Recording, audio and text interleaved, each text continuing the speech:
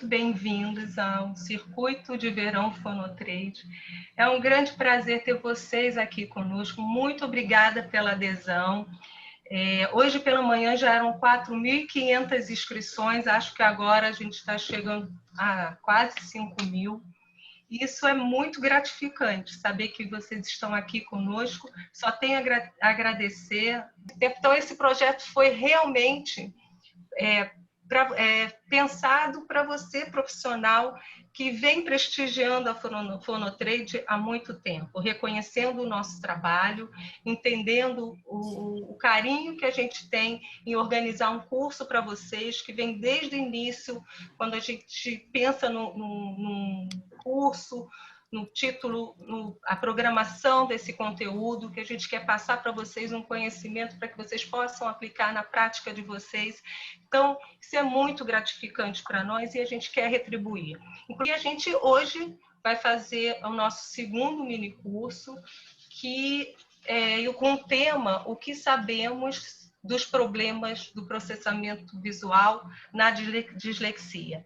E nós vamos convidar uma pessoa para lá de especial, que é minha companheira de muitos anos, com quem eu gosto de compartilhar meus dias, compartilhei o ano passado, praticamente todos os As dias. noites também, né? Vamos deixar isso bem a claro. doutora Simone Capellini, fonoaudióloga, livre docente em linguagem escrita da FFC Unesp Marília, e a doutora Gisele Donadão Germano, quem eu tenho muito carinho também de estar recebendo hoje, e para dividir esse espaço com a doutora Simone Capellini. Ela é doutora em Educação, docente da FFC Unifesp Marília, e a quem eu passo agora a palavra. Então vamos lá, pessoal. Na realidade, é um prazer estar aqui nesse projeto com a Alegra, né?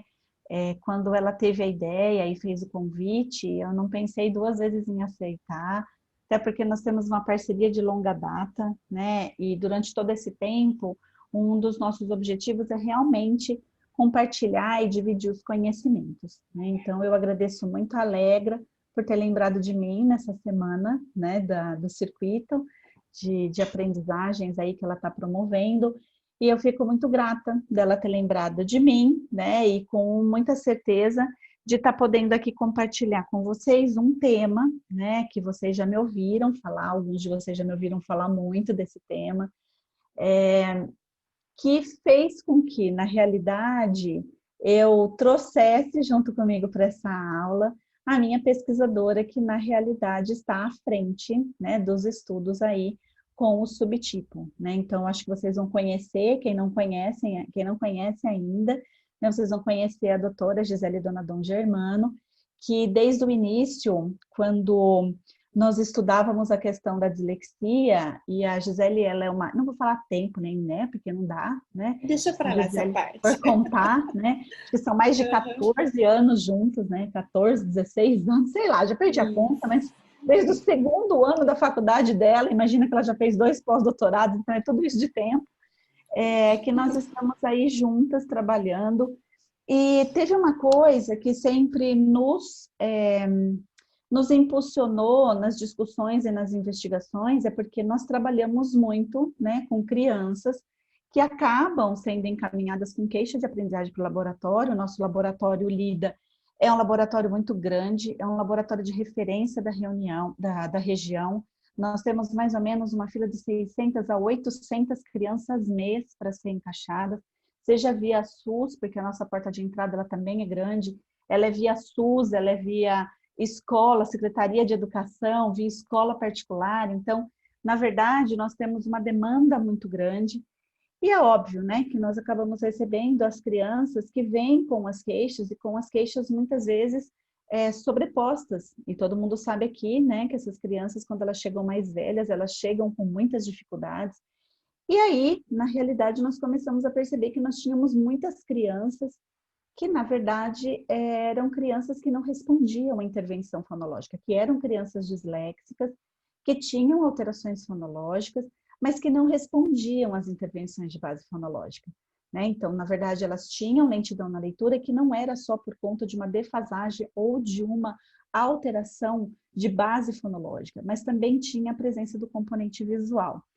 E nós começamos a ficar muito incomodadas com isso, ao ponto de nós buscarmos na literatura quem eram os profissionais que eram, né, os profissionais de elite ou de expertise maior no estudo das crianças com dislexia visual. E aí nós chegamos, obviamente, a dois grandes nomes, que são dois nomes de pesquisadores da França. Então, estou falando do professor Rameau e da professora Sylviane Valdois, que é onde, então, eu virei para a Gisele e falei assim, olha só, o meu limite de língua já deu, né? A minha parceria com a Itália, a minha parceria com a Espanha, a minha parceria com os Estados Unidos, eu não vou me aprofundar no francês. Muito obrigada. Eu preciso de um braço, né? E esse braço foi a Gisele. Então, ela é um braço do LIDA nos estudos que são feitos na Universidade de Grenoble, junto com a professora doutora Sylviane Valdois. Então, na realidade, a ideia é a gente discutir um pouquinho aqui o que nós temos hoje de entendimento do que é esse processamento visual na criança com dislexia, né? Então, a gente sabe que talvez não seja um número tão grande de crianças que chegam no nosso consultório, porque, na realidade, a dislexia do subtipo visual, ela é subdiagnosticada no nosso país, né? Então, muitas crianças, elas são tidas como crianças com dificuldades de aprendizagem, só que são crianças com dificuldades de aprendizagem que não têm as alterações de base fonológica e que os professores acabam não encaminhando, porque, na verdade, são crianças que o prognóstico delas é melhor do que se ela tivesse um prognóstico, comparado a um prognóstico de criança com alteração de base fonológica. Então, isso acaba sendo um grande limitador da gente entender mais aprofundadamente na nossa população brasileira quem é essa criança, mas fato é que essa criança existe e ela precisa ser melhor cuidada, né? Até porque, né, eu vou começar a minha fala, a minha apresentação, e essa apresentação ela vai ser dividida junto com a Gisele, né? Eu vou começar a dizer uma coisa que, na realidade, é algo que ainda os profissionais que trabalham na educação precisam entender, né? Que o sistema de entrada da leitura é o sistema visual. Então, existe um aprofundamento de estudo, existe uma ciência por trás da neuroaudição que faz com que os estudos na área ou do processamento fonológico ou da base fonológica para explicar a dislexia, ele se sobreponha aos estudos de processamento visual. Entretanto, é muito perigoso você colocar toda a responsabilidade de uma alteração que é de origem genética neurológica dentro de uma alteração de base fonológica. Porque quando nós estudamos a criança com dislexia, nós estudamos uma criança que tem uma alteração que ela pode ser considerada de alteração espectral, né? Então, ela tem uma gama de alterações que é decorrente de um mau funcionamento de uma larga zona, de uma larga circuitaria alterada do sistema nervoso central. Então, se eu tenho a participação do córtex parietal para sequencializar sons e letras para a formação de palavra, se eu tenho a participação do temporal para fazer análise e síntese acústica dos sons que compõem a nossa fala e a nossa leitura, e se eu tenho, na verdade, a participação do occipital para fazer identificação e reconhecimento de letras, para fazer a atribuição, né, uma rechamada de informação fonológica, não dá para pensar que uma criança que tem uma alteração numa circuitaria temporo-parieto-occipital vai ter uma alteração só fonológica, né? Outra questão importante é que se eu acabei de dizer que o processo de leitura ele ocorre pela entrada do sistema visual, então qualquer alteração que aconteça nesse sistema, com certeza vai comprometer aí todo um processo de ordenação temporal de estímulos para a formação da palavra durante a leitura e durante a escrita. Então, o processamento das informações, ela vai acontecer a partir do momento em que esses olhos, ou meus olhos, se fixam na palavra, né? Tem uma questão importante que é a captura dessa informação para o início do processamento da leitura para a criança, né? Então, durante a leitura, os olhos da criança, principalmente dos olhos das crianças que estão iniciando o processo de alfabetização, eles vão se alternar com relação ao tempo de fixação. Então, é o tempo em que esses olhos vão se fixar para a captura dessa informação, para que ocorra a identificação e o reconhecimento dessa palavra, né? E é claro que isso também vai influenciar na sácades ou nos movimentos sacádicos, né? Ou dos pequenos saltos que vão acontecer de um ponto para o outro, para que eu tenha, então, a identificação dessa palavra como um todo, né? Lembrar que essa informação toda, ela vai chegar no nível da fóvea, que é, na verdade, o centro da minha retina, que é onde eu tenho a minha visão mais nítida. Portanto, uma capacidade maior de perceber todos os detalhes dessa letra ou dessas letras que compõem essa palavra. Quando eu penso, então, que essa informação ela vai chegar, né, bem no meio da minha retina, onde eu tenho o maior número de cones, ou seja, é onde eu tenho a minha visão mais nítida, né, é que essas informações elas vão conseguir iniciar o seu processamento. Então, os movimentos sacádicos, eles vão direcionar os olhos para as palavras, lembrando, né, que isto não é aleatório, isto faz parte do desenvolvimento filogenético de nós, né, dos seres humanos, e isso vai acontecer seguindo uma ordem, né? Você nunca vai ter uma parada de movimento sacádico para captura da informação numa palavra que tem uma menor carga cognitiva.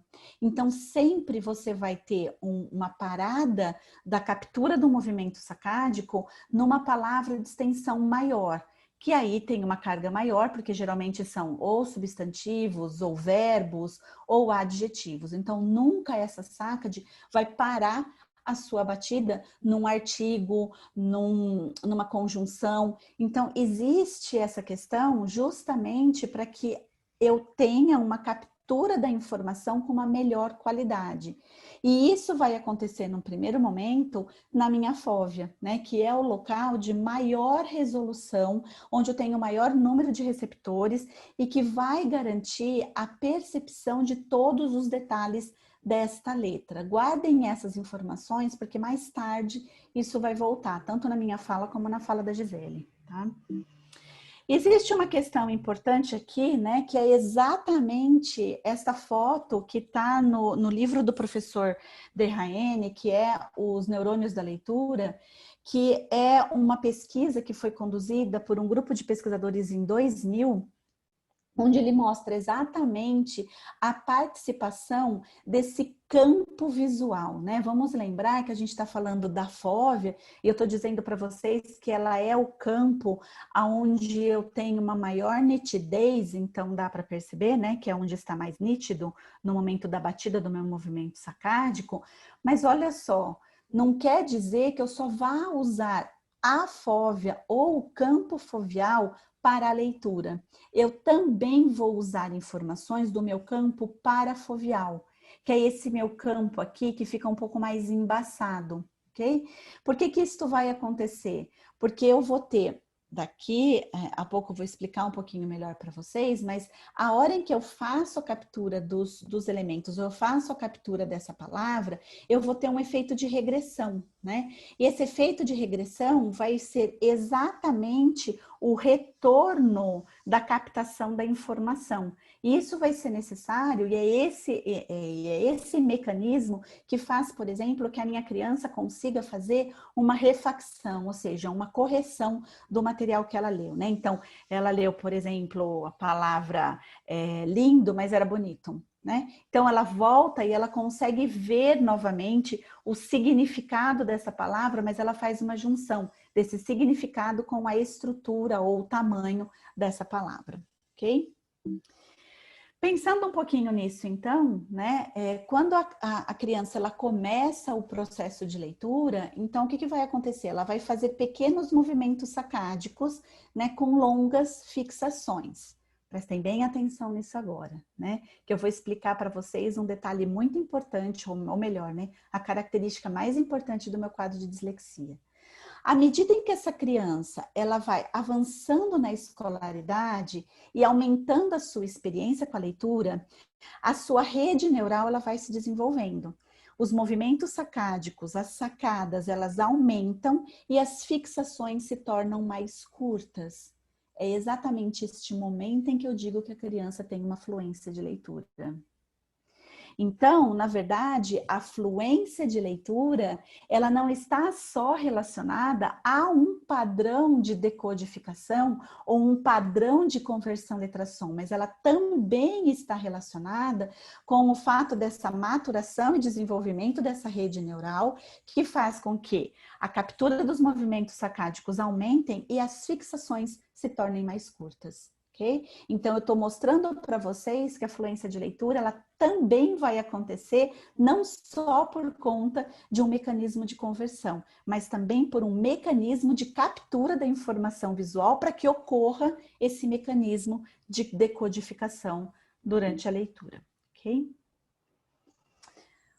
Bom, o que vai acontecer então durante esse processo é que quando eu penso em extrair a informação, essa extração da informação, ela sempre vai ser realizada de forma serial e sempre vai ser relacionada com a direcionalidade da minha escrita, né? Então, sempre vai ser da esquerda para a direita, sempre vai ser letra a letra, em uma velocidade muito rápida, que vai ser de 10 a 20 milissegundos, né?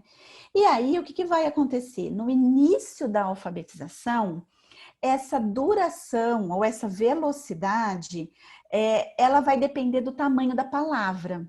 Mas, por exemplo, numa idade adulta, então por volta de 20, 22, 25 anos, isso talvez não seja mais importante. Então, os estudos com os adultos mostram que, na verdade, essa dependência, né, que existe entre a duração e a extração do significado, ela está mais relacionada no início da escolarização. Por isso que a atividade de leitura no início da alfabetização, ela é muito importante de ser trabalhada diariamente, cotidianamente. Vamos lembrar que a leitura é uma atividade que envolve ou que está envolvida em 80% das atividades de sala de aula. Então, ela precisa ser muito bem, essa criança precisa ser muito bem estimulada com relação a essa leitura, justamente para que ela tenha, ou que se garanta, uma boa extração de significado dessa informação. Então, cada letra, né, durante esse processo de extração da informação, ela vai ser desmembrada em vários traços, né? E uma das questões que o sistema visual ele é muito eficaz, mas que é uma dificuldade muito grande para ele, é reunir todos esses traços e identificar esses traços para que haja uma garantia de um reconhecimento real daquela letra.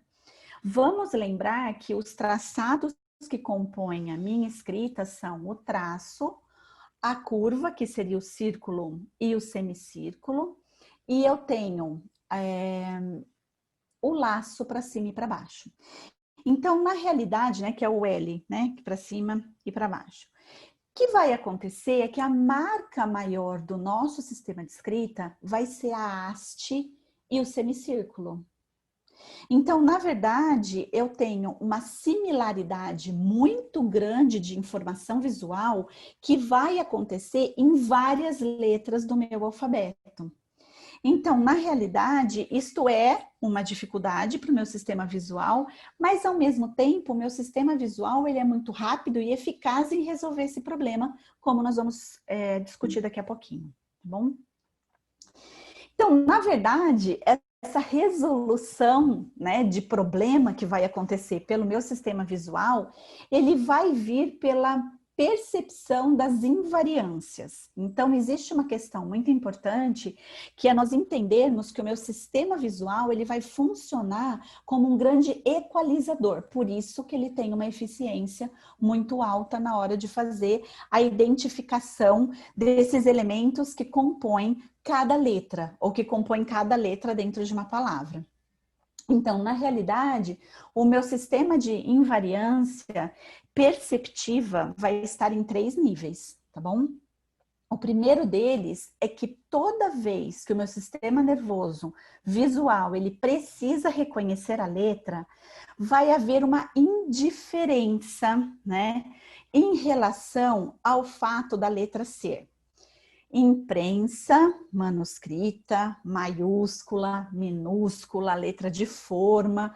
Então, na realidade, gente, o meu sistema visual, ele vai fazer o quê? Ele vai perceber todas as formas desta letra independentemente dela ser uma letra bastão, uma letra de forma maiúscula, forma minúscula, letra de imprensa.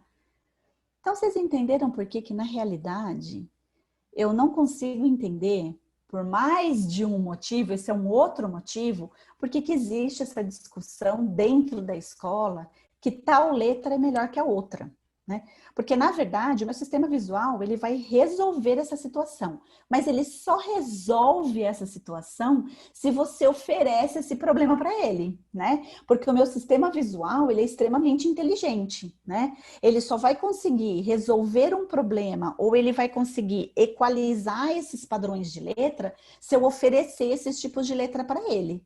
Se eu não fizer isso, eu vou criar um problema. Tá bom?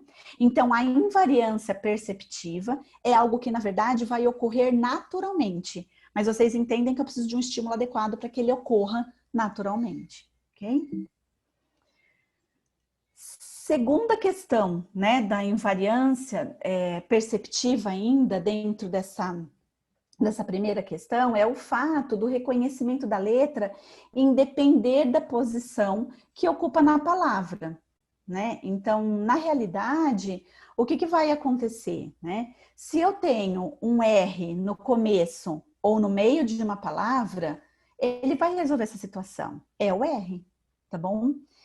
Da mesma forma que vai acontecer dentro dessa invariância perceptiva, o fato da letra estar em diferentes posicionamentos que ele vai ocupar. Então, o sistema visual, ele tem uma forma de compensar as variações de tamanho. Isso já existem vários estudos experimentais com computadores, mostrando que, na verdade, se esta for uma letra, né, que vai estar maiúscula no começo e minúscula no meio, vai ser o R do mesmo jeito, tá bom? E aí, isso é uma coisa que chama um pouquinho a atenção para uma outra questão importante da terceira invariância receptiva, que é o fato das diferentes formas da mesma letra ser reconhecida como uma mesma letra, né? Então, na verdade, vocês percebem que uma invariância está relacionada à outra. Então, o nosso sistema visual, ele vai ser capaz de filtrar e vai ser capaz de realizar essas múltiplas variações da leitura. Ao mesmo tempo em que ele vai conseguir fazer isso, porque ele preserva e amplia os detalhes que vão diferenciar essas letras na palavra. Então, por exemplo, eu tenho o E em bela e eu tenho o A em bala. Se você for ver, eu tenho uma questão aqui de posicionamento, mas o meu sistema visual, ele faz essa filtragem e amplia a percepção desse detalhe. A mesma coisa vai acontecer no rato com o R maiúsculo e o rato com o R minúsculo. Ou o que vai acontecer com o Bela em letra de imprensa minúscula e em letra maiúscula. Então, gente, vocês estão percebendo que existe uma questão aí que faz com que o que está por trás dessa invariância. E o que está por trás dessa invariância? É uma habilidade visual chamada constância de forma. Então, a constância de forma é uma habilidade que está envolvida ou que é uma das responsáveis com relação a essa invariância perceptiva. Da mesma forma que a closura visual também é uma outra habilidade auditiva, visual, que juntamente com a constância de forma vai resolver essa questão. Tá bom? Então, na verdade, eu falei do auditivo porque eu lembrei que muitas vezes a gente justifica isso pela percepção que a criança tem do auditivo. Porque, por exemplo, o R do rato, que está em maiúsculo, na verdade, ele acaba ganhando uma força, uma tonicidade que faz com que a criança preste mais atenção. Então, cuidado com isso, né? Então, é a mesma coisa de você falar, né? Que o R de rato, que está no começo, ele é maiúsculo e no final ele no meio, por exemplo, de barata, ele é minúsculo, mas ele tem um som diferente. Então, olha só, ele pode ter um som diferente, mas antes de eu escolher esse som, eu tive que passar por essa invariância perceptiva. Então, eu tive que perceber que aquela letra é a mesma letra, mas que tem som diferente. Então, daí eu entro numa outra questão. Então, eu preciso da constância de forma, eu preciso da closura visual, para que eu consiga fazer uma rechamada fonológica da informação, para conseguir estabelecer o padrão de correspondência fonema-grafema. Isso vai ter que acontecer porque, na verdade, o meu sistema de escrita, ele é alfabético e eu preciso dessa correspondência, ok? Então, só toma cuidado com as justificativas que a gente usa, porque a gente costuma utilizar muitas das justificativas que vão pro auditivo, sem levar em consideração que antes de eu fazer uma rechamada fonológica, porque como eu disse para vocês anteriormente, a entrada da informação para a leitura é visual, eu fiz uma análise dessa invariância antes, ok? E aí, na realidade, né, antes de eu continuar falando da questão da percepção dessa informação ou dessa palavra, a gente tem que lembrar que a gente tem alguns mitos, né, quando a gente trabalha com criança, né, principalmente com as crianças que apresentam um quadro de dislexia, né, e um dos mitos é o fato de eu ter o tamanho da letra, né? E é assim, tem uma criança com dislexia, aumenta o tamanho da letra. Coloca o tamanho da letra 22, coloca o tamanho da letra 44, não coloca nada, gente. Na verdade, essa criança com dislexia, ou até mesmo uma criança com dificuldade de leitura, ela não é uma criança com visão subnormal. Então, o meu raciocínio não é o mesmo que eu utilizo para uma criança que tem, por exemplo, uma alteração de corpo geniculado lateral por lesão, ou que ela tem, por exemplo, um problema de quiasma óptico, ou que ela tenha, na verdade, uma deficiência visual. Então, na realidade, olha só, a nitidez da palavra, ela não vai ser otimizada ou automatizada com o aumento do tamanho da fonte. Vamos lembrar que, na verdade, o processamento visual, ele vai se realizar letra a letra. Quanto maior for o tamanho da fonte, da palavra escrita que você vai estar oferecendo para a criança, mais distante da fóvea esta letra vai estar. Então, você vai estar fazendo o quê? Complicando a percepção do detalhe dessa letra para a criança, né? Então, daí, o que vai acontecer? Eu vou ter que utilizar um recurso de uma informação que ela é parafovial e não é fovial. E quando, na verdade, para perceber a característica da letra e para eu poder usar essas invariâncias, eu preciso ter essa informação exatamente no centro da minha fóvea, tá? Então, vamos lá. Na realidade, então, esse meu campo fovial, né? Então, essa fóvea que está no centro da minha retina, eu vou ter uma quantidade estimada, né, por pesquisas, que mais ou menos chega a 6 caracteres. Então, na verdade, no campo fovial, eu tenho só a percepção nítida de 6 caracteres. Mas isso, na verdade, gente, é proporcional a uma palavra trissilábica, né? Vamos imaginar. Então, na verdade, quanto maior for, né, o tamanho dessa letra, menos letras dessa palavra, né, vai caber dentro do meu campo fovial. Então, aí, em vez de estar ajudando a minha criança, eu posso estar atrapalhando a minha criança no momento da leitura. Então, lembrar disso, né? Então, são alguns mitos que a gente tem, né, dentro do trabalho com crianças que apresentam alterações de aprendizagem, que a gente precisa confrontar aí com a questão da literatura, né? Então, vamos lembrar que o que acontece, antes de passar a palavra, né, para a Gisele, então, vamos lembrar que na dislexia existe uma questão muito peculiar, né, e que acaba gerando, né, uma discussão muito grande, principalmente quando a gente vai tentar entender melhor essa questão visual, né. Tem vários estudos que mostram que a criança com dislexia visual ou com o componente visual, né, como por exemplo na dislexia mista, ela tem uma instabilidade binocular. Então nós temos estudos desde 1991 que diz que essa instabilidade binocular ela prejudica a percepção visual das letras. Então, vamos lembrar, né? Se eu tenho uma instabilidade binocular, significa que eu não estou fazendo a captura da informação com os meus dois olhos seguindo na mesma direção, né? Então, essa captura não está sendo simultânea, está tendo um certo atraso aí em um dos olhos. Então, na verdade, essa instabilidade binocular é que faz com que essas crianças que tenham um componente visual alterado, elas veem as palavras e as letras se movimentando. Mas, na verdade, não é uma questão de movimentação, é de percepção do movimento, porque essa captura da informação não está sendo simultânea.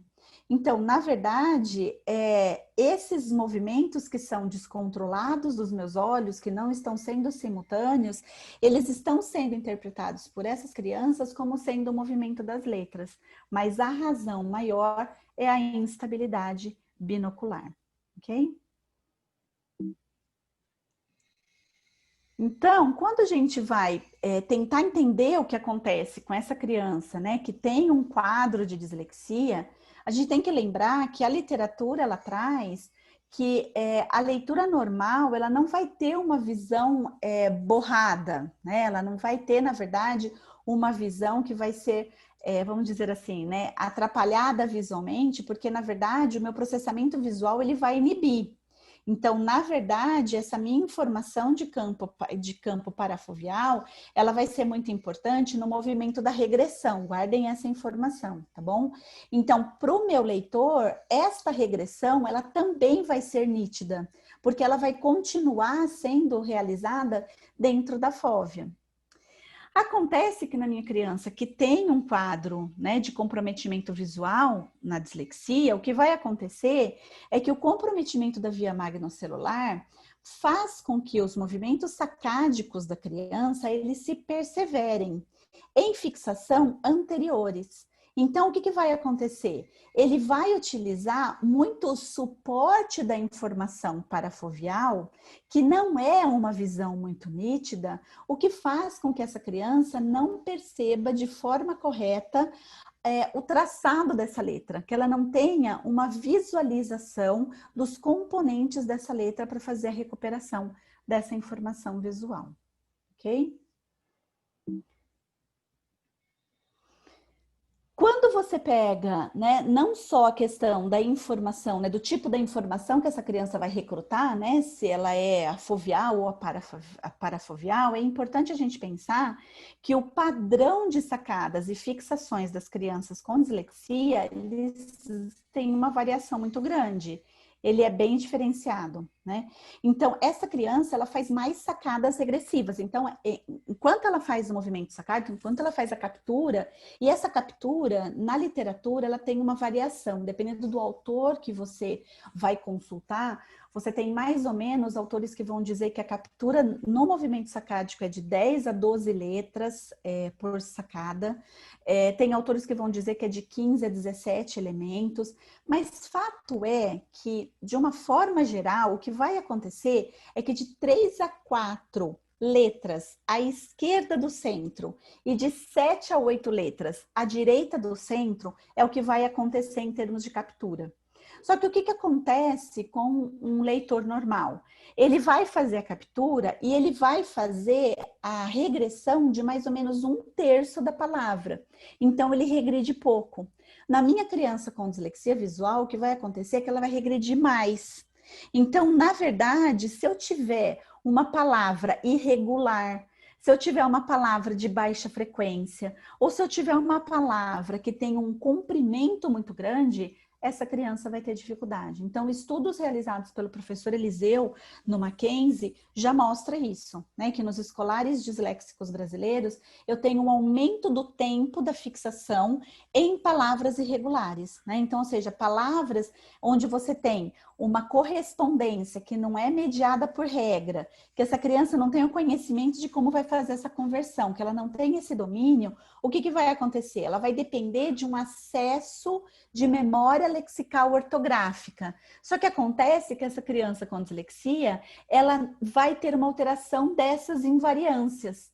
Então, na verdade, ela vai ter um problema de constância de forma, ela vai ter um problema de closura visual. Então, como resultado, ela não vai conseguir acessar o léxico correto, porque ela não vai conseguir recuperar a imagem visual correta das letras que formam essa palavra. Ok? Então, agora eu vou deixar vocês entrando um pouquinho mais especificamente na dislexia do desenvolvimento junto com a Gisele e depois nós retornamos para poder fazer as discussões, ok? Com vocês, Gisele. Olá, novamente, boa noite a todos. Obrigada pelo convite. É sempre uma honra estar dividindo aqui esse espaço com a Simone, falando das questões da dislexia, especialmente agora sobre a dislexia visual. E como a Simone acabou não colocando uma definição da dislexia, eu vou retomar alguns conceitos com vocês, tá bom? Bom, lembrando que a dislexia do desenvolvimento, ela está dentro do quadro de um transtorno específico da aprendizagem, e eu destaco algumas questões que estão dentro dos critérios descritos no DSM-5, que é importante para a gente pensar na questão diagnóstica, né? Primeiro, que é muito importante, a gente tem que ter a persistência desses sinais que a Simone colocou em pelo menos 6 meses, mesmo com a intervenção. E aquilo que ela falou desde o começo, né? Então, quando eu penso que uma criança está sendo submetida a uma intervenção fonológica e ela não responde, ou uma intervenção visomotora e ela não responde o suficientemente para ela chegar na adequação do grupo classe, eu tenho que pensar se ela tem algo a mais. Então, cai aí na questão da resposta à intervenção, o RTI novamente entrando dentro do DSM. Além disso, eu tenho que pensar que esse desempenho dessa criança ele tem que estar consideravelmente abaixo do esperado para a idade cronológica do indivíduo. A maioria da literatura coloca até 2,5, 2 desvios e meio padrões, né? Vamos dizer assim, abaixo do esperado para a faixa etária. Então, a gente tem um déficit significativo no desempenho desse escolar em relação à leitura, especificamente quando a gente fala da dislexia. Outra informação importante é que a criança já começa a apresentar os sinais de questões fonológicas ou visuais desde os primeiros anos escolares. Então, mais uma vez, é importante a gente fazer todo o rastreio, o acompanhamento, o monitoramento dessa criança desde o primeiro ano, antes mesmo de eu pensar em dar algum tipo de diagnóstico, certo? Isso é muito importante. E aí, como critério de exclusão, a gente tira crianças, né? Retira a criança que tem deficiências intelectuais, ou déficits de acuidade auditiva e visuais não corrigidas, ok? Ai, Simone, você que tem que passar. Eu estava passando aqui.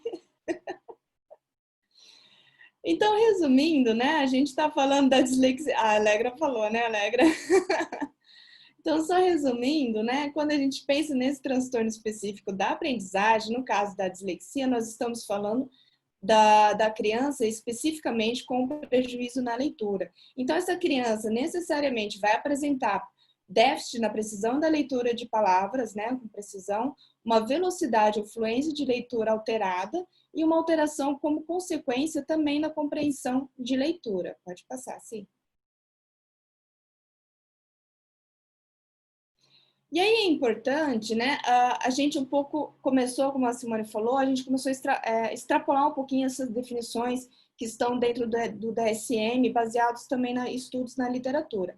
Então, a gente do LIDA utiliza muito essa definição do Reid, né, que traz que a dislexia, ela vai ter processamentos individuais. Então, isso é importante para a gente notar que eu tenho diferenças individuais de processamentos. Ou seja, eu não posso generalizar a minha criança, né, da forma que ela vai fazer o seu processamento fonológico ou visual, vai ser única, porque vai depender também da experiência que essa criança vai ter em relação às atividades de leitura, por exemplo, as práticas de leitura. Além disso, esse déficit vai aparecer no início da alfabetização, como a gente já colocou, e eu tenho que, além da questão da leitura, né, eu tenho que faz parte do quadro da dislexia alterações também que são de escrita, quando eu penso na escrita manual, e a gente vai falar um pouquinho dessa questão do porquê isso, e da questão da ortografia, certo? E esses déficits, eles podem ter origem tanto de questões cognitivas, fonológicas ou visuais. Pode passar, sim. E aqui, então, só um esqueminha para a gente observar o quê? Que, como a Simone falou, eu tenho uma criança que vai ter um déficit fonológico e ou visual, certo? Então, a gente vai enfocar mais na questão visual, que vai acarretar um déficit no armazenamento, ou seja, essa criança ela vai ter uma dificuldade de formar memória de longo prazo, lexical e ortográfica. Então, consequentemente, ela vai ter uma dificuldade em acessar esta palavra e, consequentemente, ela vai ter uma lentidão de leitura, que é um dos sinais, uma das características típicas da criança com dislexia. E que, consequência, vai afetar a compreensão de leitura também, por conta do uso da memória operacional para eu ficar fazendo as atividades de decodificação ou os erros de decodificação, eu não consigo muitas vezes apreender, né, o sentido daquela informação que eu estou fazendo, a leitura, e aí, como consequência, eu não faço a minha compreensão de leitura como um todo. Pode passar, sim? E aí, baseado numa frase que a Simone colocou, eu trouxe uma do Einstein, de 2014, que eu acho que é bem isso que a gente está falando, né? Então, a leitura se baseia fortemente no processamento visual. Então, como a Simone já colocou, eu preciso, antes da minha entrada, ela é primariamente visual. Então, é flagrantemente óbvio que as letras precisam ser vistas, identificadas e colocadas em ordem correta para serem lidas corretamente. Então, nessa frase, a gente pode ver toda a circuitaria de leitura que a Simone colocou, que é occipito, tempo parietal, sendo acionados aí. Pode passar? Bom, aí vem a questão dos subtipos mais especificamente, né? Quando a gente pensa na dislexia, normalmente, a gente se baseia muito, agora que nós estamos, já tem pelo menos uns 10 anos que nós estamos focando mais nos estudos sobre a questão dos subtipos, mas é interessante a gente perceber que a dislexia ela pode ser justificada por vários suportes teóricos, tá? Então, a gente tem essas teorias que a gente tem focado nos nossos estudos, nas nossas pesquisas, principalmente no LIDA, elas têm se baseado nas teorias que têm como causa desse prejuízo de leitura que a criança vai ter a partir de um déficit único. Ou seja, esse déficit único é que vai causar, é que vai acarretar a minha dislexia. Então, aqui a gente já começa a observar que a gente já tem décadas de estudos, né, desde a década de 80 e até anterior, que já colocam a dislexia como um perfil muito mais heterogêneo do que a gente vem observado somente quando a gente pensa no aspecto da questão do processamento fonológico. Então, eu coloquei aqui alguns autores e algumas teorias, não coloquei todas, ok? Então, só destacando a questão do déficit de processamento fonológico e auditivo, que a gente já tem publicações desde a década de 80 com a Talal, com a Paula Talal, ok? As questões do déficit de processamento visual e as questões dos déficits também visomotores e motores. Então, quando a gente pensa na criança com dislexia, eu tenho que pensar que os déficits que ela pode apresentar vão além da questão fonológica que a gente está tão acostumado a lidar, né? Então, eu tenho que ir um pouco mais além. Além disso, eu tenho as teorias que são de déficit múltiplos, que vai pensar na dislexia como tendo um perfil muito mais abrangente ainda. Só que isso aí já é um tema para a gente discutir muito posteriormente, ok? Então, eu vou destacar aqui algumas questões, algumas teorias principais que a gente tem estudado no nosso laboratório, tá bom? Pode passar, sim. Mas antes eu vou falar um pouquinho dessa classificação que é utilizada, né? Então, quando a gente pensa, né, nessa classificação de subtipos, ela já vem desde Boder de 1973. Então, ela não é tão nova assim quando a gente pensa, né? Ela é nova quando a gente pensa na nossa caracterização dos estudos brasileiros, né? Que a gente já tem aqui artigos publicados desde 2014 e um estudo de caso da Simone, né? Então, Galaburda, né, no estudos de pós-mortem, cérebros pós-mortem, classificou a partir do olhar, né, da caracterização de algumas áreas que estavam, né, com uma disfunção ou que estavam com um aspecto citoarquitetônico diferente. Então, eu tenho a dislexia auditiva fonológica, que é aquela que vai ter dificuldade na leitura de palavras orais ou pouco familiares e que vai ter essa conversão letra-som prejudicada. Então, aqui eu vou estar predominantemente pensando na rota fonológica, ok? Então, eu vou ter uma disfunção do meu lóbulo parietal, ou, perdão, temporal. Quando eu penso na dislexia visual, eu já tenho uma criança que ela vai ler, que nem a Simone falou. Eu já tenho um leitor que ele acaba sendo um pouquinho mais fluente, no sentido que ele identifica palavras familiares, mas ele tem dificuldade em reconhecer a palavra como um todo, ou seja, ele tem dificuldade em reconhecer palavras que são mais irregulares. Então, esse meu déficit vai estar lá na questão do processamento visual e no meu lóbulo occipital. Ok? Pode passar.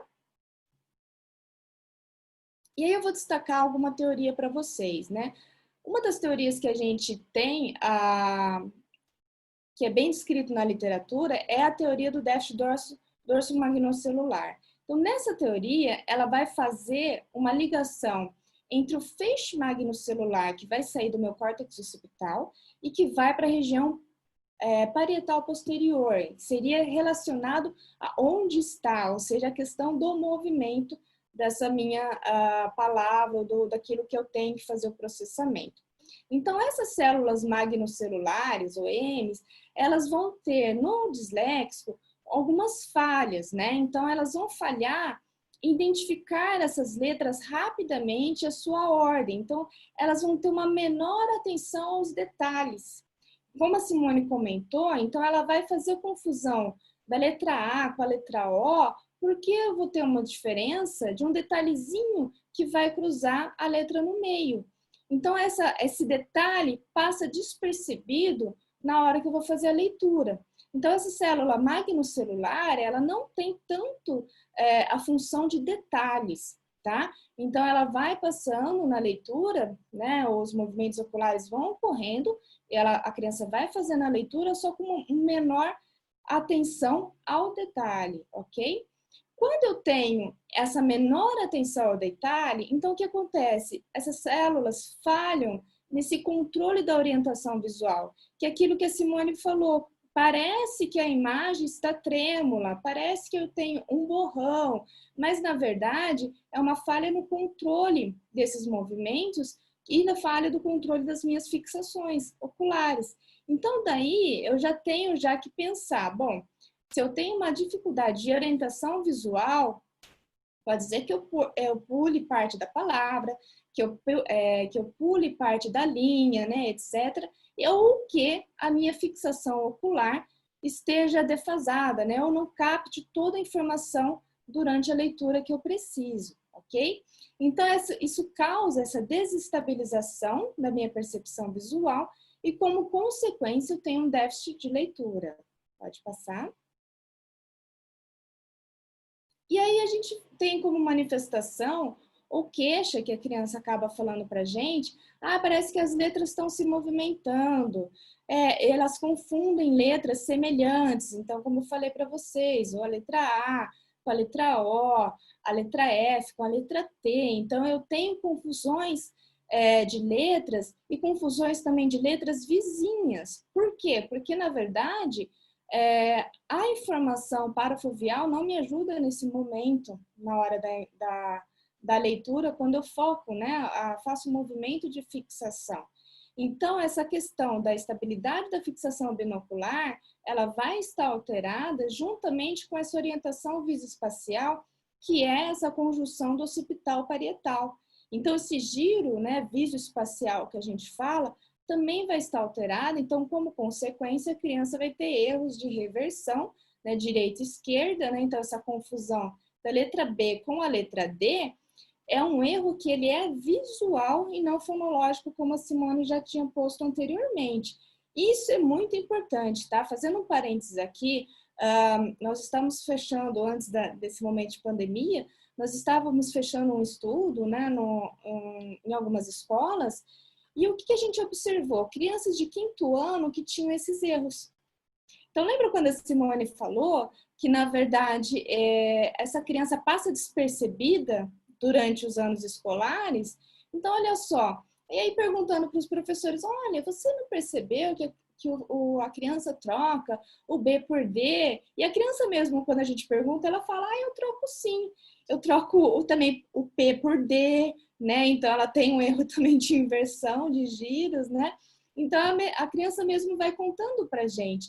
E aí, quando a gente vai fazer essa orientação para o professor, cai naquela questão, né, de que, não, mas ele lê bem, ele já está no 5º ano, né? Então, assim, a gente tem que tomar cuidado, porque isso não é normal no 5º ano, né? Então, isso não é para ser, ainda ser executado no 5º ano. Isso já até pela questão da invariância que a Simone já colocou para a gente, isso já deveria estar normalizado se a gente for pensar no leitor típico. Se essa criança ainda continua apresentando erros no 5º ano, então, pera lá, né? Alguma coisa a gente tem que pensar para fazer uma investigação a mais, certo? Porque aí, como vocês vão ver no próximo slide, não é só o erro visual de troca que essa criança vai ter, ela vai ter outras coisas também, tá bom? E aí entra, né, já fazendo uma outra informação que é importante, a escolha do procedimento para avaliação. Por quê? Porque quando a gente faz uma escolha do procedimento da avaliação, eu tenho que observar como que essa criança vai ser um bom leitor ou um mau leitor no sentido de quais as palavras que ela consegue fazer uma leitura pensando palavras de alta frequência, com regularidade, ou palavras irregulares, né? Então, eu estou falando da diferença de leitura entre rotas fonológicas e lexicais, ok? Então, isso é uma informação importante. Pode passar, sim?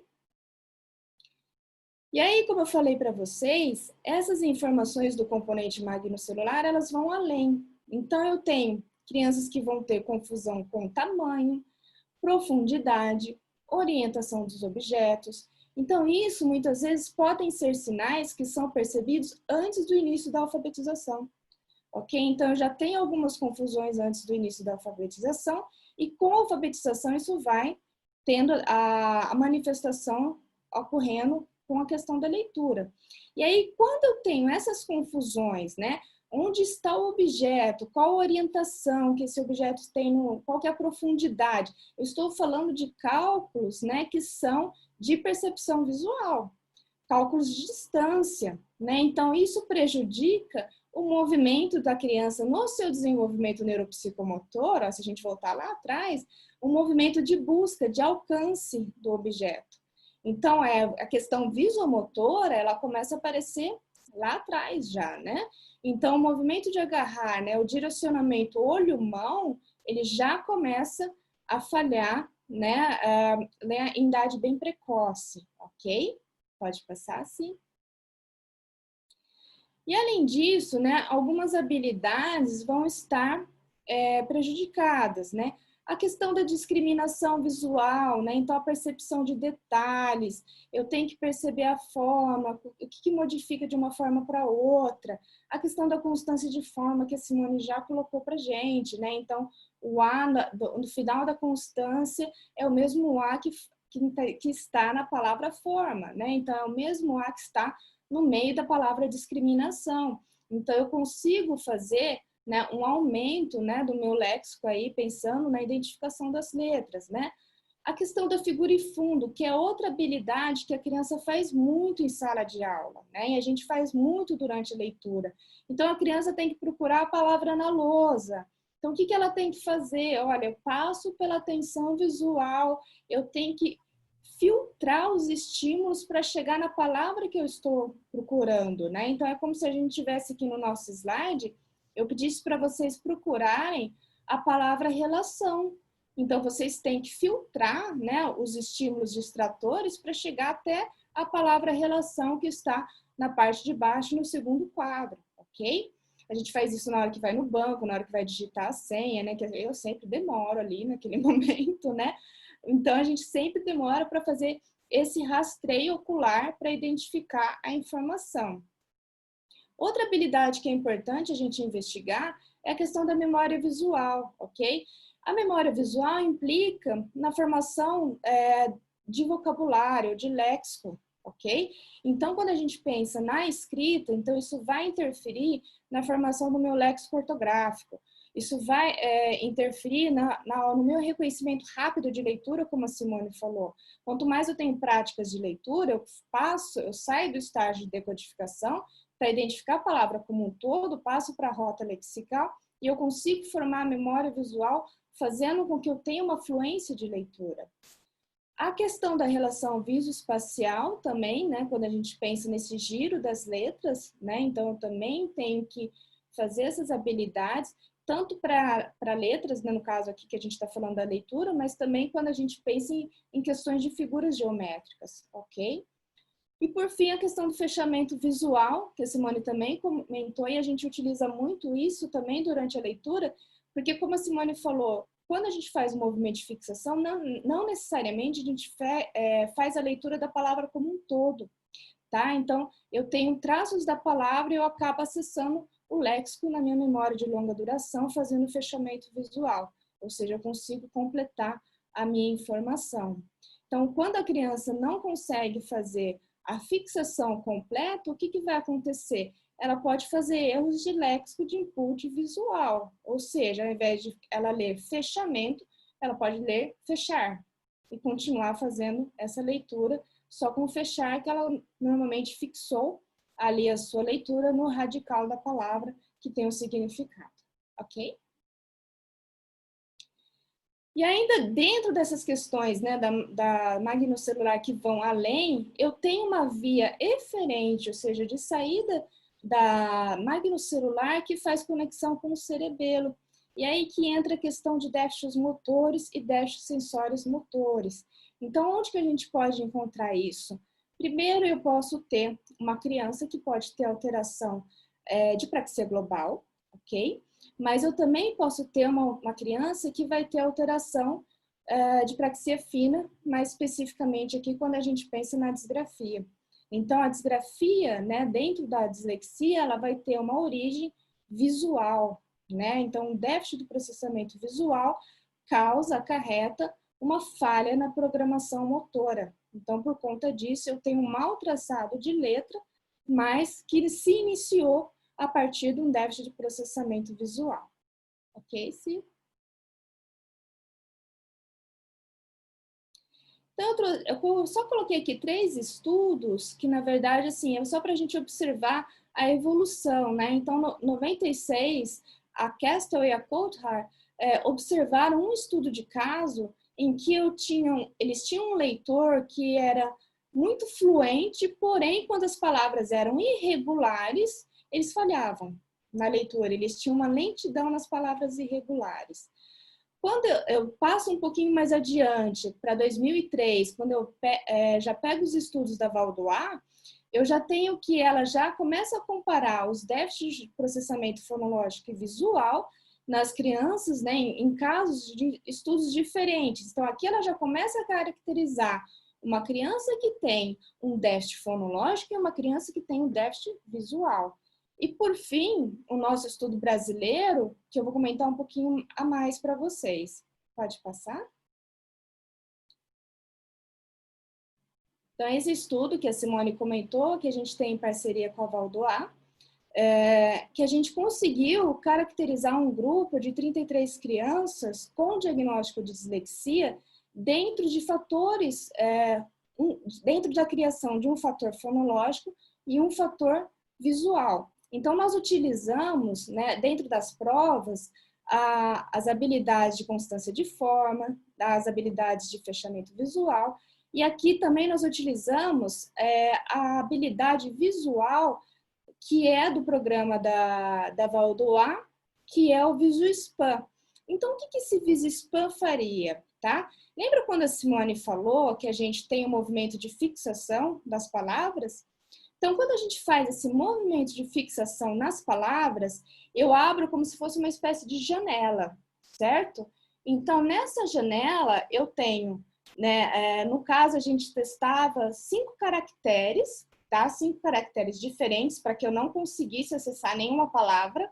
Então, eram letras aleatórias e a criança iria me dizer quais são as letras, tá? Então, nessa janela, a gente começou a perceber que eu tinha crianças que não conseguiam captar os 5 caracteres. Então, esse movimento de fixação, ele não é completo. Então, quando a gente pensa nisso e relaciona com a leitura, o que acontece? Eu tenho uma perda de informação a partir do movimento de fixação ocular.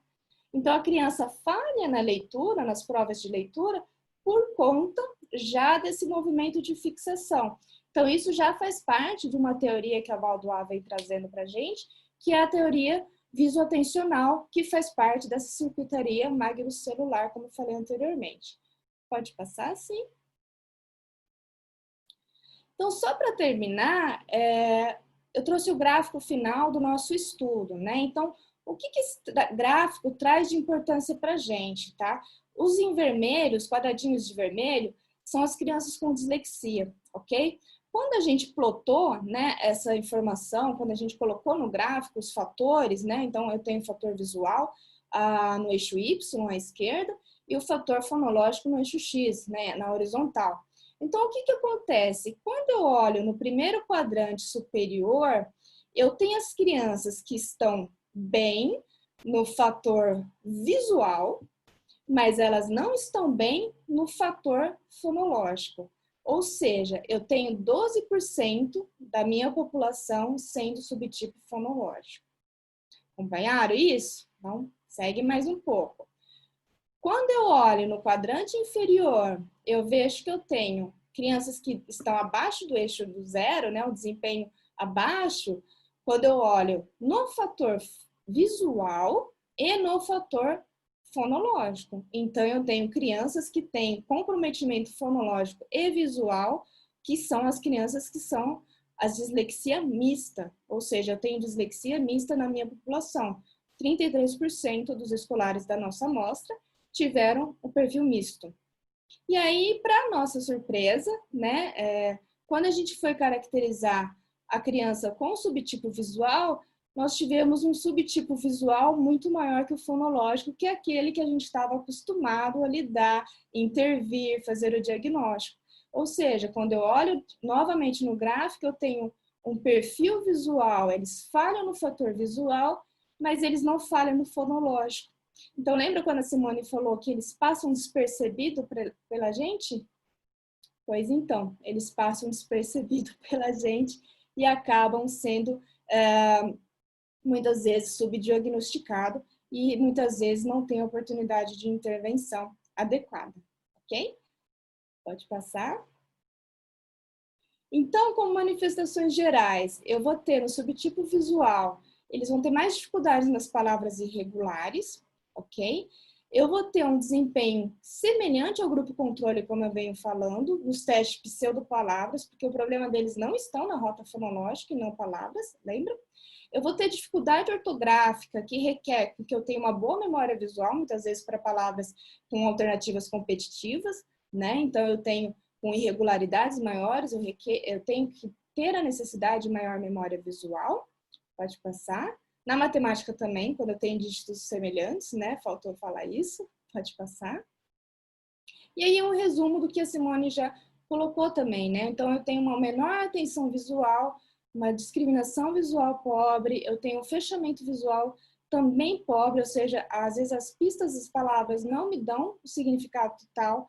Tenho dificuldades com o posicionamento de letras, erros de inversão e reversão. Eu pulo letras, pulo sílabas, pulo palavras por conta dessa menor fixação binocular, ok? Eu tenho maior tempo de fixação nas leituras de palavras de maior extensão, porque, lembra, a minha janelinha não dá conta de fazer a leitura como um todo e não fazer todos esses movimentos oculares necessários. Processo menos letras por fixação, e eu também tenho dificuldades visomotoras, entrando aí a questão da disgrafia, por exemplo. Ok? Pode passar?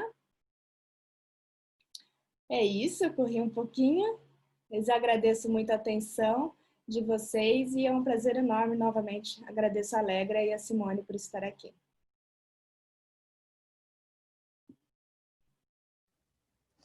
Muito bem, pessoal. Eu sei que, na verdade, foi bem corrido, mas nós tínhamos um monte de coisa para falar para vocês da dislexia da dislexia no seu componente visual, então por isso a proposta, né, o que nós sabemos, né, das alterações de processamento visual na dislexia, porque realmente eu e a Gisele nós achamos muito importantes que os profissionais que trabalham, né, tanto na área educacional como na área clínica, comecem a perceber melhor estas crianças com alterações visuais, né? Eu não sei se o Fernando continua aqui ainda, mas eu acho que existem algumas pessoas no país que estão tentando difundir a necessidade de nós olharmos as crianças com um olhar um pouco mais refinado para as alterações que existem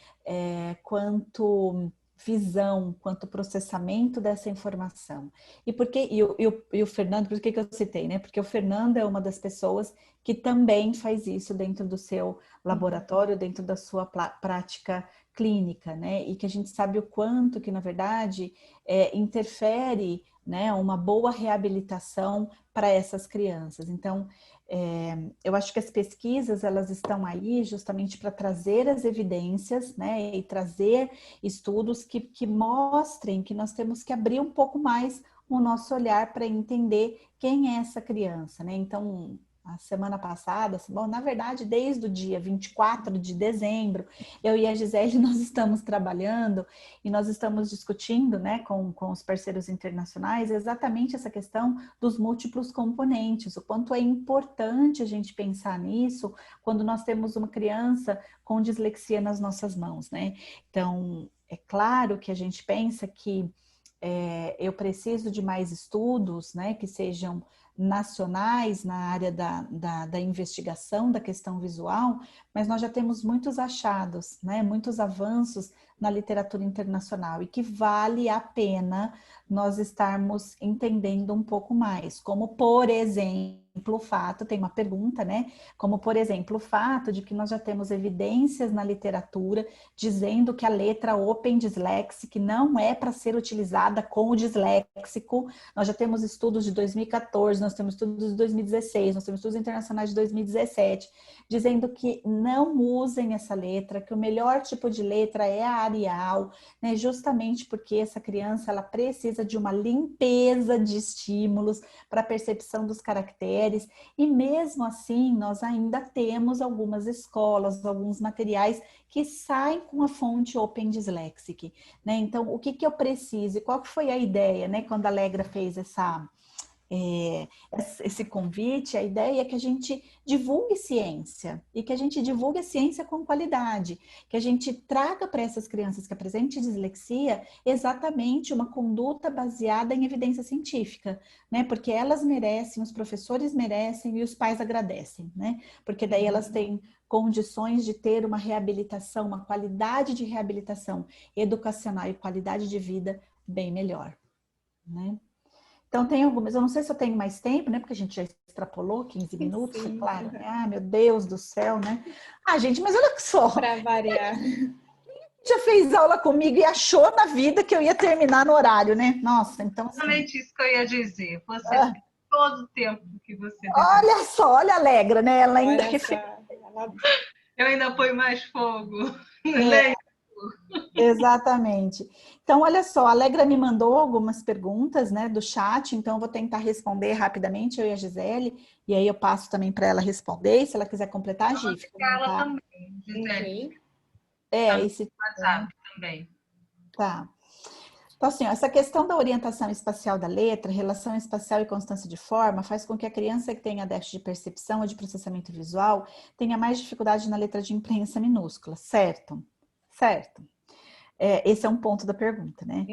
Então, não tem relevância oferecer primeiro uma letra uma letra de forma, né? Ou uma forma de letra ou outra, como oferecem as escolas, maiúscula ou minúscula. Sim.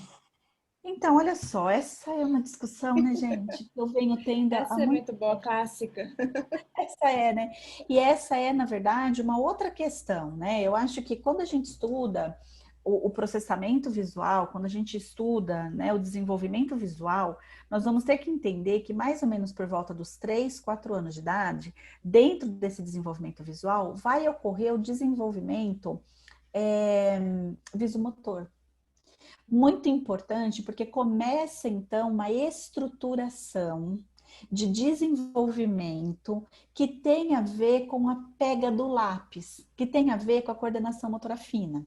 Então, aí nós temos duas questões que têm que ser rapidamente levadas em consideração. Primeiro, aos 6 anos de idade, minha criança está pronta, do ponto de vista da função ou da percepção visomotora, para que ela já produza a letra manuscrita.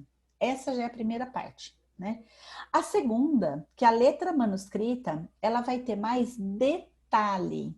Se ela vai ter mais detalhe, eu tenho mais recurso para minha criança aprender as questões da invariância, como a gente acabou de dizer anteriormente.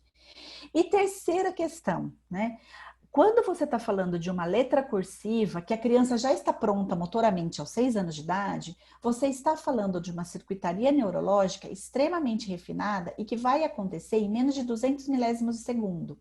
Porque a hora que a criança, por exemplo, estiver escrevendo a palavra abelha, então, a hora que o córtex frontal estiver produzindo a palavra A, o meu córtex parietal já sequencializou o B e meu córtex occipital já começou a liberar a imagem mental do E. Numa circuitaria constante que é fronto, occipito, parietal, frontal, fronto e assim por diante. Quando, na verdade, eu tiro o uso da letra cursiva e só uso a letra de forma, ou a letra bastão, ou a letra maiúscula, eu tiro dessa circuitaria o parietal. E eu fico numa relação que é fronto-occipital. Só que daí você vai reclamar que a sua criança não sequencializa, que a sua criança é desorganizada, que a sua criança... E aí você não sabe por quê, né?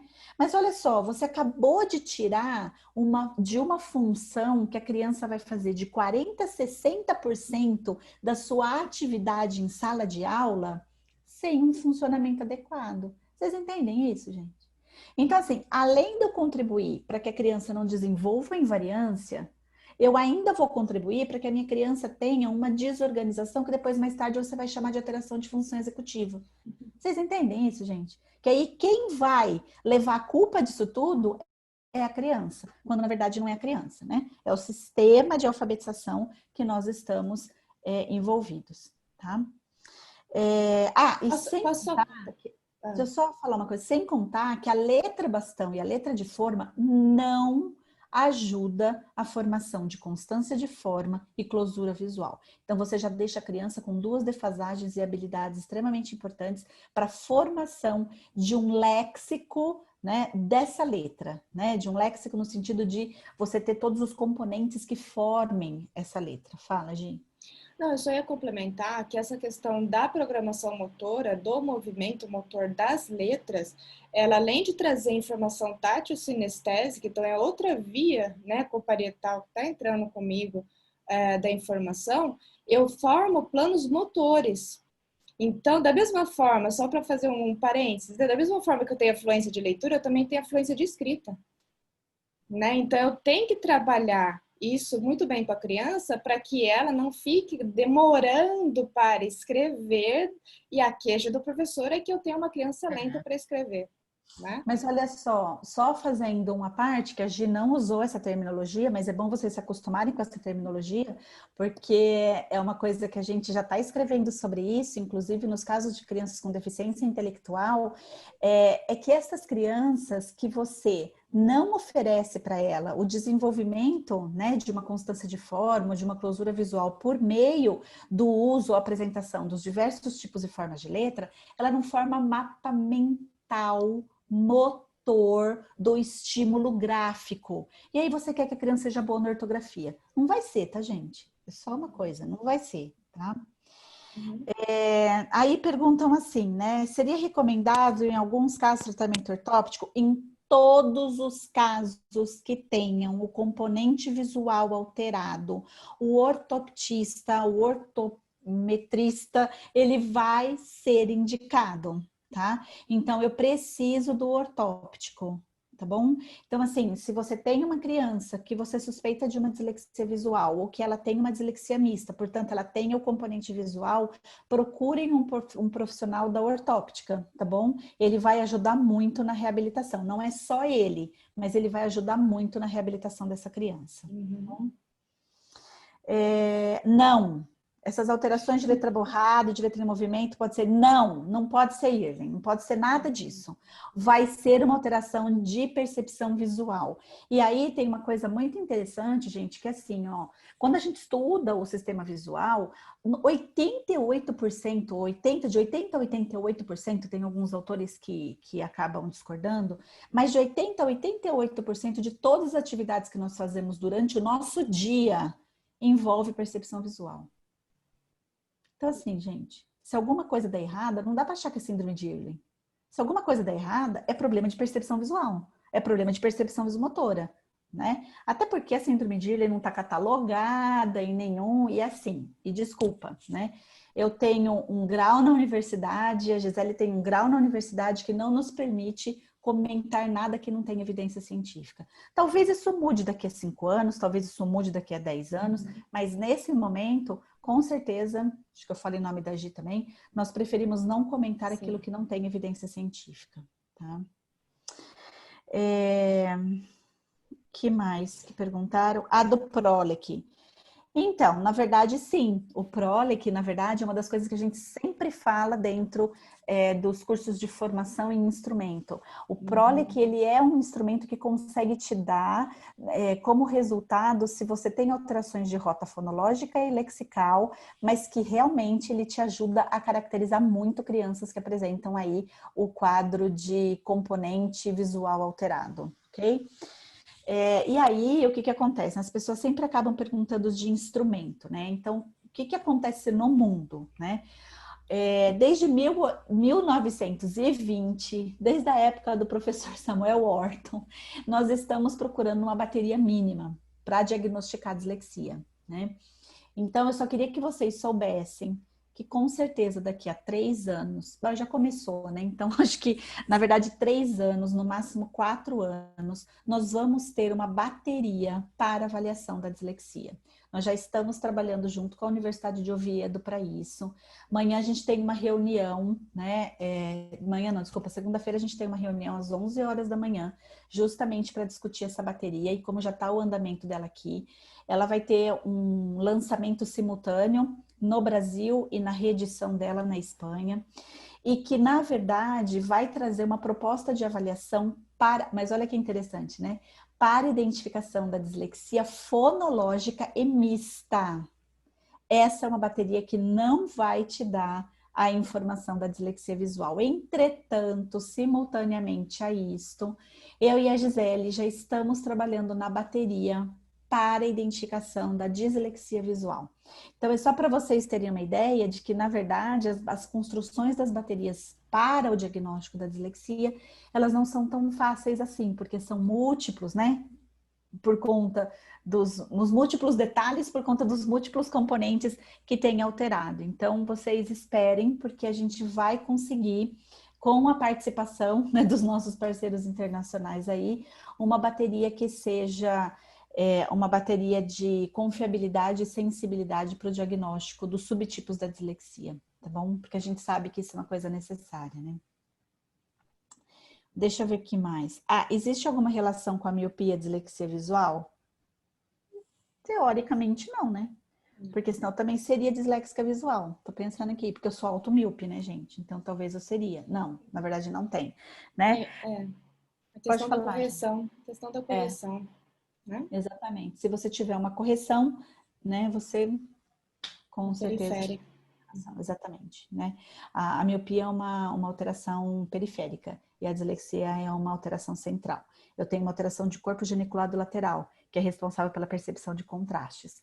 Então, na verdade, você não teria essa relação. Agora, pode ser que crianças que tenham erro de refração vão apresentar mais problemas de percepção visual? Com certeza. Né? Isso com certeza a literatura já traz, né? Mas não que isso esteja, que um está para outro, né? Como causa e consequência. Deixa eu ver o que mais. Acho que era isso. Tem mais alguma coisa? Eu perdi alguma coisa? Acho que não, né? Se vocês quiserem, tem alguns textos, esses textos que a Gisele citou, né? Eu acho importante, se vocês quiserem, a gente deixar disponível, né? Porque é uma questão aí de estudo mesmo. Sim, com certeza. Eu acho que isso talvez seja interessante. As pessoas perguntaram, sim, vocês sabem que o material da professora Simone ele é totalmente disponibilizado, e por conta disso da Gisele também. Ah, né? Isso que dá trabalho. Nem vai pensar em responder, né? Então a gente vai formatar ele certinho e vai deixar disponível para vocês, tá bom? Isso é muito bom, porque, na verdade, a gente se propôs a dar um mini curso de verdade, com conteúdo, né? Então, eu agradeço, Gisele e Simone, por disponibilizar esse material também, né? Não só a aula, né? Mas o complemento com esses, não sei se seriam artigos, o que seriam. Sim, são todos artigos, tá, gente? Artigos, Na verdade, eu não sei se vocês repararam, acho que as pessoas que estão acostumadas a ter aula comigo sempre reparam isso nos slides. Todos os nossos slides são referenciados, tá bom? Nós temos esse compromisso ético com vocês, né? Não dá para falar porque a gente gosta da dislexia visual, então a gente vai falar. Não, a gente vai falar aquilo que a ciência traz de melhor para a gente entender essas crianças, ok? Só respondendo uma pergunta rapidamente, que acho que passou, não me lembro agora, que nós temos a dislexia visual pura, sim, tá? Que alguém comentou que acaba tendo mais prática com a mista, né? Então, a mista, ela tem um componente visual, a gente não pode esquecer disso, né? Mas eu tenho a dislexia visual pura, sim, tá? Eu não sei quem foi que perguntou isso, mas Eu vi que passou. Foi exatamente isso que nos motivou a entender melhor, né? Porque você imagina, você está num centro que é um centro de alta demanda, que você recebe um número muito grande de crianças que acabam, né, gente? Porque todo centro de alta demanda, o que vai acontecer, né? Você vai ter um número muito grande de disléxicos, né? Se você falar que no LIDA vai ter um grande número de disléxicos, é um centro especializado para isso. Quem que vai lá? Gagueira não vai, né? Com certeza, né? Paciente gago não vai, autista não vai, mas vai criança com problema de aprendizagem. Então, o que a gente começou a observar, tanto na Unesp de Marília como na Unesp de Botucatu? Então, que daí a gente aumenta muito mais a demanda. Que nós tínhamos um número muito grande de crianças com dislexia fonológica e mista. Olha só, se eu tenho a mista, cadê a visual? Certo? Cadê a visual? E aí, a gente começa a entender que a visual não chega na clínica. A visual não chega na clínica. Primeiro, porque o prognóstico dessa criança com dislexia visual ele é melhor que a criança com dislexia fonológica e dislexia mista. Segundo, porque se ela apresenta uma lentidão na leitura, mas ela lê. O problema é aquela criança que tem a lentidão na leitura e não consegue nem decodificar. Então, quem que vai ser encaminhado, né? Não vai ser aquela criança que é lenta, mas consegue ler. Então, na verdade, você tem uma demanda represada dentro da escola, que a Thaís colocou, acho isso, a Thaís Braga colocou, que na realidade essas crianças elas são consideradas como crianças com dificuldade de aprendizagem. Ah, espera mais um pouquinho que ela vai ler melhor, espera mais um pouquinho que ela vai compreender melhor, mas na realidade, estas crianças fogem ao padrão do que a literatura acaba determinando como crianças com dificuldade de aprendizagem. Que qualquer criança com dificuldade de aprendizagem, se ela tiver só um problema que é extrínseco, que não tem nada a ver com circuitaria neurológica alterada, ela vai ter uma resposta à intervenção em 3 meses. Por isso que a resposta à intervenção é importante, ela te mostra isso. Agora, eu tenho uma criança que tem uma dificuldade de aprendizagem, ela não responde à intervenção em 3 meses, opa, tem que acender uma luz amarela, né, atrás da orelhinha nossa, para dizer, olha, vamos monitorar essa criança, porque mais de 3 meses e a criança não apresentando nenhum tipo de melhora, talvez ela seja uma criança com dislexia visual, ok? E essa casuística, na verdade, da Gisele, do estudo, né, que foi feito com a Silviane Valdoá, o que aconteceu? Na verdade, eram crianças que lembra que eu falei para vocês que o LIDA recebe uma demanda muito grande, que não é só SUS, que não é só Sistema Cross, ele também vem da Secretaria da Educação e vem das escolas particulares, Então, nós fazemos, né, de tempos em tempos, nós abrimos para rastreio. Por quê? A gente tem uma alta demanda, a gente precisa dar vazão à fila de espera. E aí veio crianças que vinham direto da escola, com queixa de dificuldade de aprendizagem que não melhoravam a intervenção pedagógica.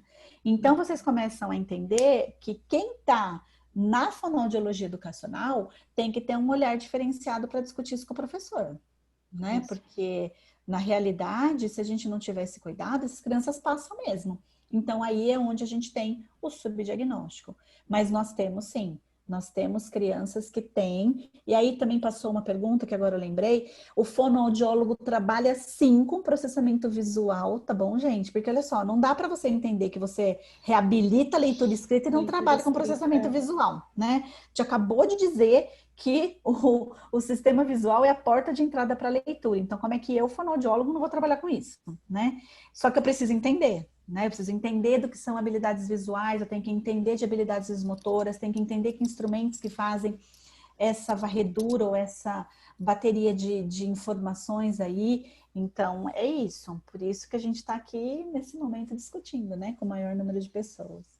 Por isso que eu falei para vocês, cuidado com aquela criança que no 5º ano faz erros de inversão e reversão e é tida como, não, tudo bem, tá tranquilo, ela só faz isso, né? Ela só faz isso significa muita coisa, né? Ela pode ser o visual que tá passando ali de ano em ano, ok?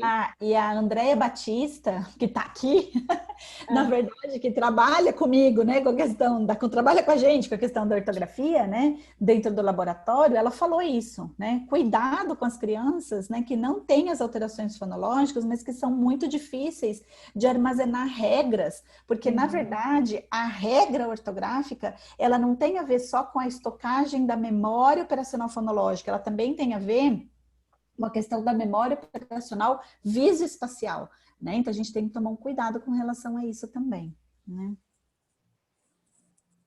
Ok. E é isso, pessoal.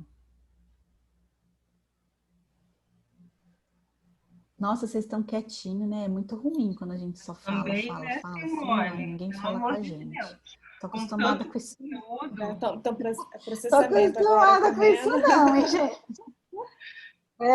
Tô acostumada com isso não, hein, gente? Tá Vocês todo são mundo mais ouvindo. participativos. Vocês são mais participativos, sou testemunha disso. Tão Eu acho que eu tímidos. tirei o microfone delas. Alegra com vocês, né? Alegra. Ah lá, a A Natália já dedou, já. Natália já dedou, né? Bom, gente. A Natália perguntou do reversal teste. Sim, ele pode ser um dos testes que são utilizados, mas vamos lembrar que, assim, ó, tanto o reversal teste como a percepção visual da Mariane Frost, que a gente tem... como é que eu posso dizer isso? Vamos melhorar a elaboração da frase. Olha só, quando você está perante uma criança que tem uma suspeita de um quadro de alteração de percepção visual, você tem que utilizar baterias que te ofereçam uma métrica mais sensível da percepção visual, da percepção visomotora e da percepção da integração visomotora.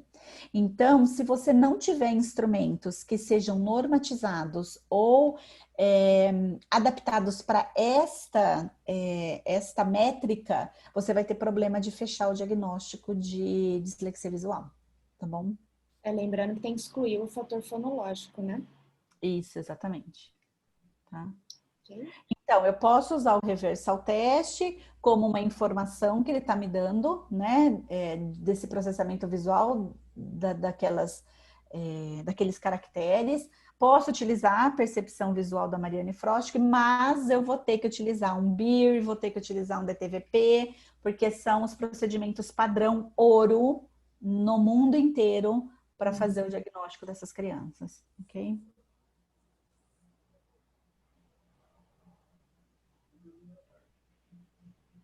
Pessoal, pena que a Alegra tirou o microfone de vocês, mas eu adorei estar com vocês, adorei rever vocês.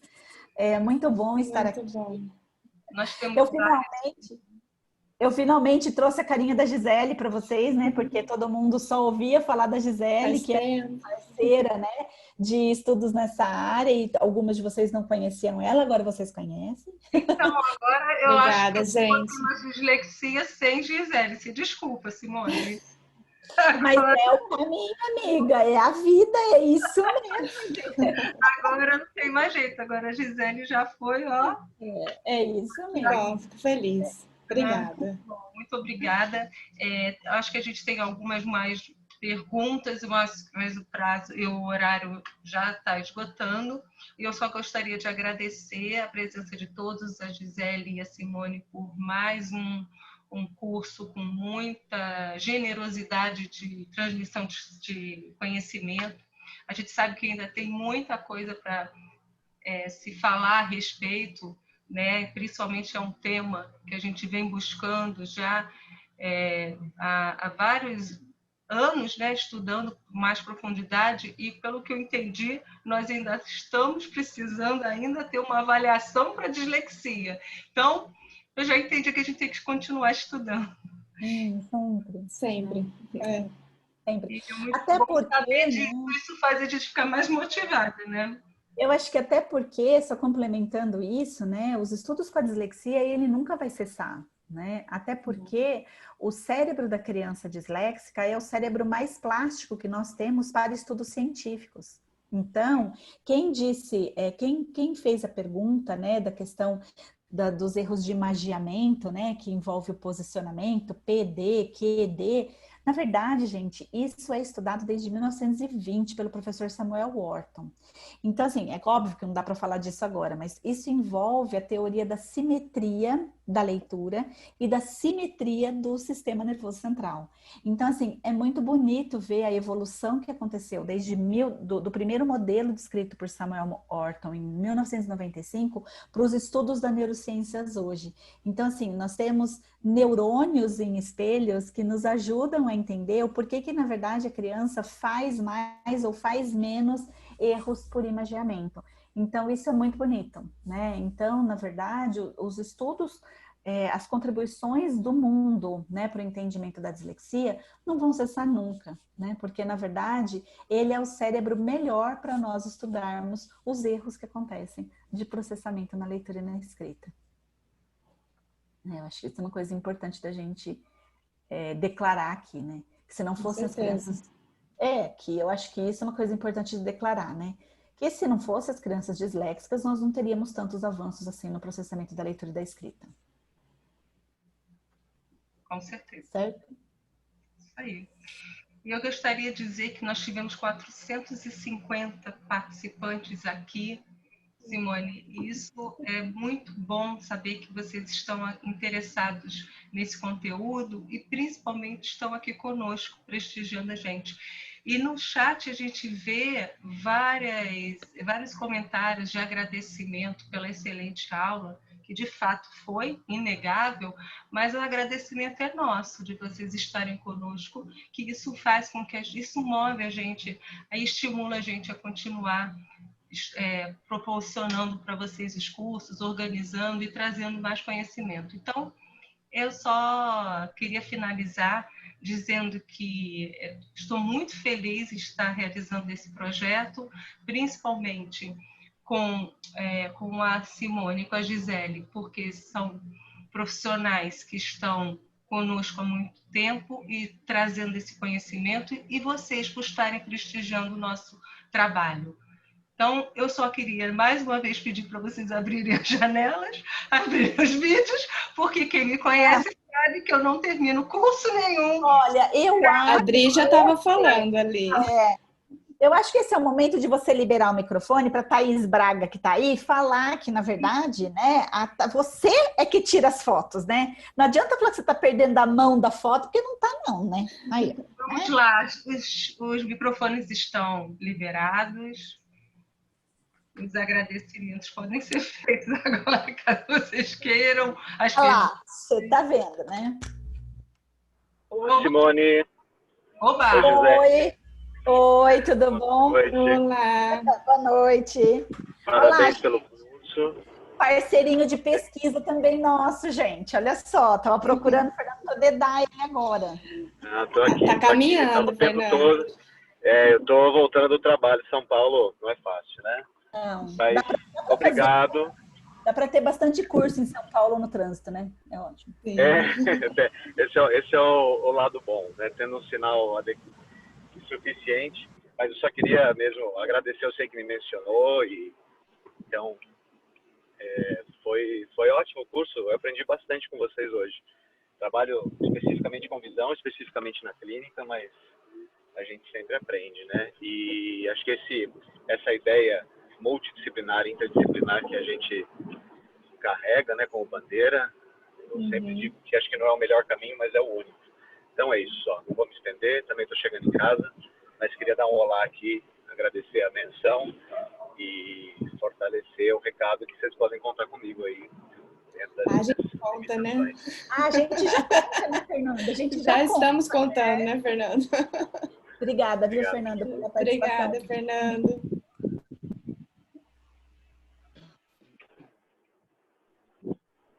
Olha só, Alegra, eu não quero congelar, porque daí você fica congelado. Então eu vou tirar foto agora. 1, 2, 3 e já. Vamos lá. Sala 1, vamos lá.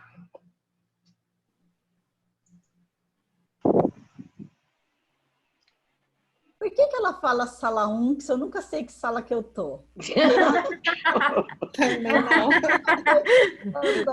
Era exatamente o que eu estava pensando. Você está em todas, eu acho. Oi, Sala 1, porque eu sei que estou na sala 1. E eu vou rir. Essa é a dúvida eterna. Eu também não sei qual é a minha sala. Depois agora ela tá com óculos. Sorria, gente. Aí a gente ri até a boca ficar dormente. É só congelar o sorriso. Vamos congelar. Sala 2, vamos lá, abram as janelas. Sandra, você está na sala 2, sorria. Mayla, sala 2, Fefe, sala 2. Sala 3, hoje eu estou rápido. Denise, sala 2. 3. Sala 3, quem está na sala 3? Olha só. Débora, Rosana, Gisele. Quantas salas? Sala 3. 9. Eu congelei. Espera aí, gente, espera aí. Sala 4. Caramba. Olha lá, a Fernanda já saiu da sala 3. Não sorriu, hein? São só 11. São só 11. Aí, sorria, você está nessa meu sala. pai. Aí, Gisele, Fernanda. Avisa quem está, avisa quem está.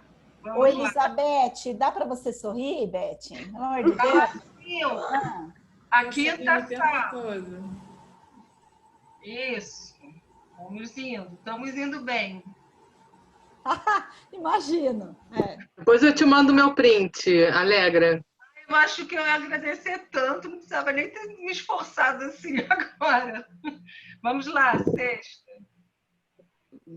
Olha lá, Luciene, você está nessa sala. Oi, Estivaninho, dá risadinha aí.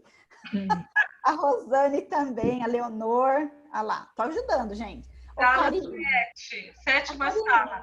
Tá tudo fechado. Não. Podem abrir. Juliana, Célia, Mônica. Aí, tá vendo? Edivana. Oi, Edivana, por favor, de abrir. Eu quero saber se você está no espaço hoje ou não.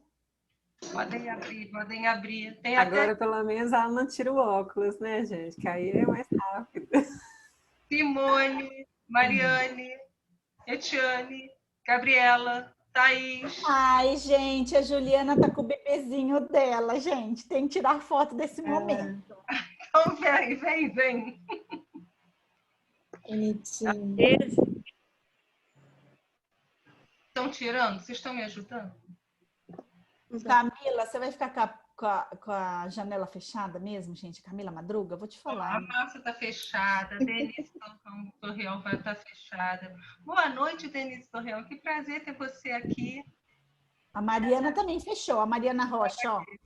A Ô, Raquel, olha só, depois de tudo. Boa noite, Alegra. Ai, minha querida. Estava ontem também, eu me inscrevi todos os dias. Ai, que delícia.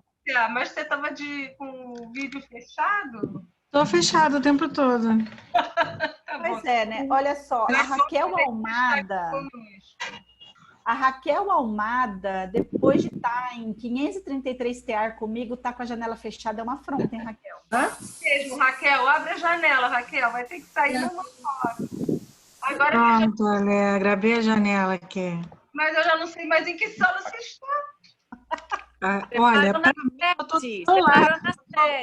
para mim, eu estou entre você, a professora Gisele e a professora Simone. Esse que é o problema. Fica diferente. Acho que foi na 7. Fica. Acho que eu estou na 7. Parei a gravação, porque isso aí tá uma bagunça, tá? Eu acho mais vocês. Eu vou tirar isso mesmo. A Priscila... A 8 tá tudo fechado, não é isso? Não é? Como pode uma coisa... A Priscila já entendeu a minha campanha. Não deixa a professora falando... Gente, por favor. É muito ruim. Vamos lá. Eu vou tirar agora aleatoriamente. Vou ver se eu... Jesus, mas você já não terminou? Vai tirar de novo? Não acaba mais. Tá dando cãibra. Tá bom, né?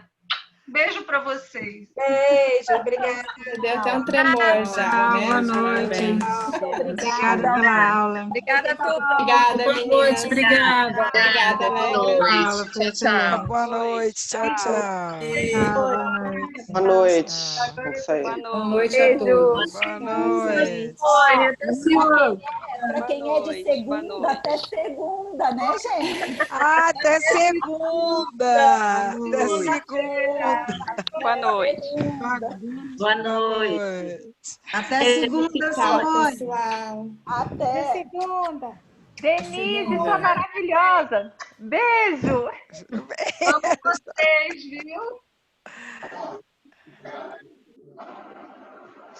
Gente, eu encontrei a Andréia Mano hoje no elevador do edifício que eu fui falou. Jesus amado, né, gente? Ela falou, ela me ligou, mas eu não atendi. Eu falei, Andréia, onde você está, menina? E a gente se encontrou. Ai, que maravilha.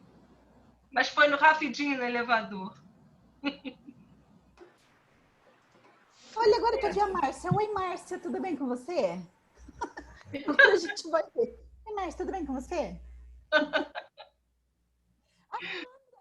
Sandra, amiga, que saudade da Sandra. A Lid. Linda.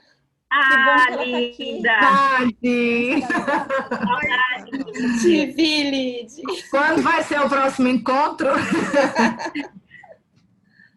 É só vocês dizerem. Aqui o fechamento visual tá complicado. Gente, tinha homem. Olha, tem a Daiane. Oi, Daiane. Oi. Kézia tá aí. Pessoal, pessoal de Rondônia a gente tem que exaltar, minha gente. Quando a gente encontra. Aí, com certeza. Muito bom, gente. Eu fico muito feliz de vocês aqui, no Rio. Nós estamos no Rio, vocês sabem, né? Olha a Lu. Oi, Lu. A Luciane. Oi, Lu. Oi, Flávia. linda. Tudo bem? Lu. Alegra, é bom que a gente mata a saudade do povo, Alegra. Com certeza. 50 pessoas. Vamos Estou me fazer. divertindo. A gente se encontrar de novo. Boa noite. Boa noite. Tchau, tchau. Boa noite. Beijos. Boa noite, gente. Boa noite. Beijo, boa noite. Tchau, Boa gente. semana. Beijo. Obrigada, gente. Obrigada. Obrigada, Alegra. Obrigada, meninas. Simone, Gi. Obrigada, Lid. Oi, Lid. Tchau. Beijo. Até daqui a pouco.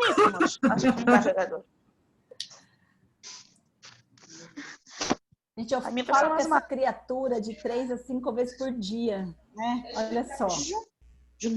Quem? Com a Lidiane. Com a Lidiane. Tchau, pessoal. Onde? Também agora todo mundo de convite ligado aí, ó. Bora tá. Bom, gente, vou finalizar. Boa noite, muito obrigada mais uma vez. Obrigada, gente. Breve. Tchau, tchau. Tchau, gente. Beijos. Mira.